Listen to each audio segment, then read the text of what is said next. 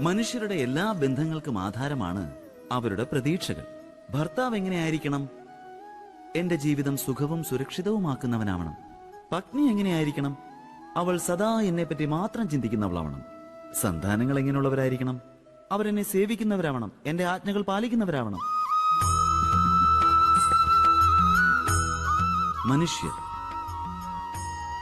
മനുഷ്യർക്ക് അവരുടെ പ്രതീക്ഷകൾ സാർത്ഥകമാക്കുന്നവരെ മാത്രമേ പൂർണ്ണമായും സ്നേഹിക്കുവാൻ കഴിയുകയുള്ളൂ. എന്നാൽ പ്രതീക്ഷകളുടെ വിധിയാണ് ഭംഗം വരിക എന്നത്. എങ്ങനെയാണത്? കാരണം പ്രതീക്ഷകൾ മനുഷ്യരുടെ മസ്തിഷ്കത്തിലാണ് ജന്മമെടുക്കുന്നത്. മറ്റൊരു വ്യക്തിക്കും ആ വ്യക്തിയുടെ പ്രതീക്ഷകൾ എന്താണെന്ന് അറിയുവാനേ സാധിക്കുകയില്ല. പൂർത്തീകരിക്കാമെന്ന എത്ര കഠിനമായ ഇച്ഛയുണ്ടായാൽ പോലും ആർക്കും തന്നെ ഒരു വ്യക്തിയുടെയും പ്രതീക്ഷകൾ പൂർണ്ണമാക്കുവാൻ കഴിയുന്നതല്ല. അവിടെ നിന്നും ജന്മമെടുക്കുന്നതാണ് സംഘർഷങ്ങൾ. എല്ലാ ബന്ധങ്ങളിലും സംഘർഷത്താൽ തീർച്ചയായും പരിവർത്തനമുണ്ടാകും. എന്നാൽ മനുഷ്യർ പ്രതീക്ഷകളെ ബന്ധങ്ങൾക്ക് ആധാരമാക്കാതിരിക്കുകയും ബന്ധങ്ങളെ ആധാരമാക്കുവാൻ അവരുടെ മനസ്സിനെ പാകപ്പെടുത്തുകയും ചെയ്യുകയാണെങ്കിൽ എല്ലാ മനുഷ്യരുടെയും ജീവിതം സുഖവും ശാന്തിയും കൊണ്ട് സമാധാനപൂർണമാവില്ലേ? ജീവിതത്തിലെ എല്ലാ നിമിഷങ്ങളും നിർണയമെടുക്കേണ്ട നിമിഷങ്ങൾ തന്നെയാണ്. ഒരു ചുവടിൽ നിന്നും അടുത്ത ചുവടിലേക്കുള്ള നിമിഷങ്ങൾ പോലും നമുക്ക് നിർണയിക്കേണ്ടതായി വരാറുണ്ട്. അപ്പോൾ നിർണയമാണെങ്കിൽ നിർണയം അതിന്റെ പ്രഭാവം നിലനിർത്തുകയും ചെയ്യുന്നു.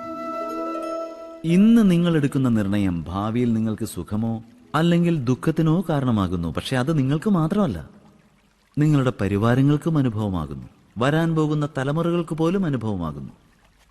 എന്തെങ്കിലും ഒരു പ്രശ്നത്തെ നേരിടേണ്ടി വരുമ്പോൾ മനസ്സ് വല്ലാതെ വ്യാകുലപ്പെടാറുണ്ട്, ചെയ്യേണ്ടതെന്താണെന്ന് അറിയാതെയാവാറുണ്ട്. നിർണയമെടുക്കേണ്ട ആ നിമിഷങ്ങൾ യുദ്ധം ചെയ്യാൻ ആരംഭിക്കുന്നു. അപ്പോൾ നമ്മുടെ മനസ്സ് യുദ്ധഭൂമിയായി മാറുന്നു. സാധാരണ എടുക്കുന്ന നിർണയങ്ങൾ പ്രശ്നത്തെ ദൂരീകരിക്കുവാൻ വേണ്ടിയല്ല എടുക്കാറ്, കേവലം മനസ്സിനെ ശാന്തമാക്കുവാൻ വേണ്ടി മാത്രമാണ് എടുക്കാറ്. പക്ഷെ ആർക്കെങ്കിലും ഓടിക്കൊണ്ടിരിക്കുമ്പോൾ മൃഷ്ടാനമായി ഭക്ഷിക്കുവാൻ സാധിക്കുമോ? ഇല്ല.